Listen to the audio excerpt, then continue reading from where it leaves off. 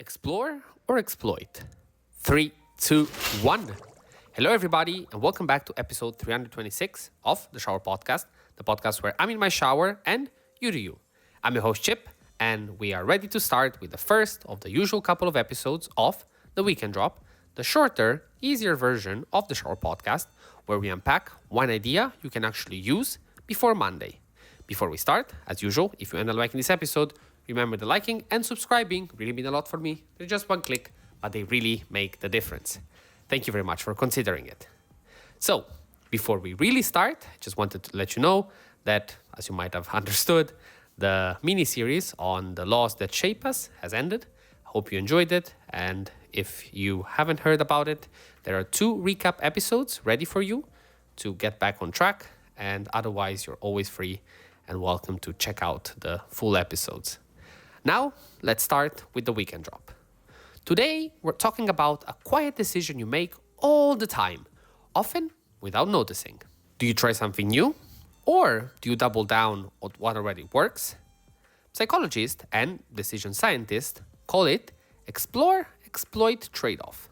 Exploration is tasting a new coffee spot, trying a different workout, testing a fresh workflow. Exploitation is returning to the café you already love, repeating the routine that delivers, running the process you trust. Both are useful. Explore too much and you churn forever, always testing, never finishing. Exploit too hard and you get stuck, repeating yesterday's answer when the world has already moved on. The trick is to let the moment decide for you. A simple way to think about this is this.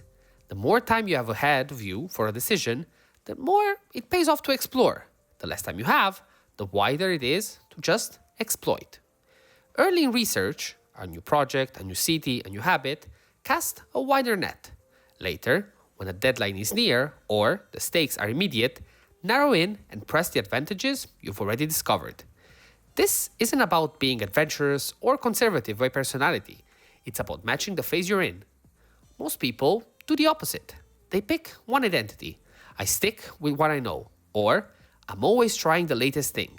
And they apply it everywhere. The result is either constant novelty with no momentum or reliable stagnation that slowly erodes. There's a second cue that makes this practical. Budget a little exploration on purpose. Not a life overhaul, just a small slice. 10% of a week is about an evening. 15 minutes at the start of a work block is enough to sample a new keyboard shortcut or a timer method. 1 hour a week on a new route tells you more about your body likes than a month of guessing. When exploration is tiny and scheduled, it stops feeling like a derailment. It becomes a feeder system. Winners graduate from explore into your main routine, and the rest quietly fall away without guilt. To keep the engine honest, add a checkpoint. Pick a regular cadence, maybe Sunday evening, and ask one simple question. What did I try and what earned the right to stay? If something new clearly made the work smoother or the habit stickier, promote it. If it didn't change outcomes, no drama. Retire it and enjoy the clarity. That 5-minute review matters more than people think, because exploration without review becomes noise, and exploitation without review becomes autopilot.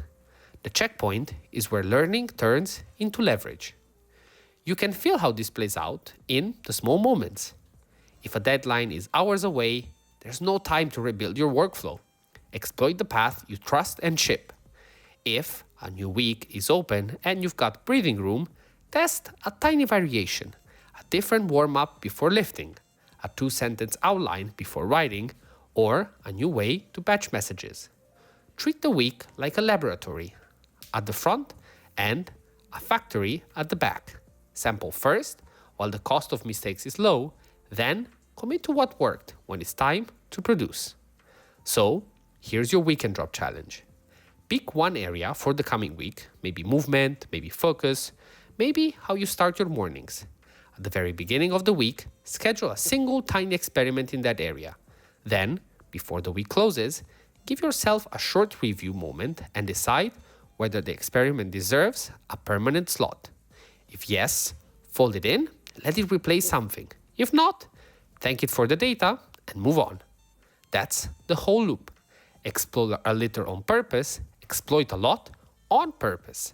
Learning just enough to do both better next time. That was all for today. Thank you very much for listening. I hope you'll be able to explore both options. If you made it so far, feel free to interact with this content in any way, shape, or form you like by liking, subscribing, sharing, commenting, whatever works for you. And as usual, stay consistent, stay resilient. This was the Shower Podcast, and I'll see you tomorrow.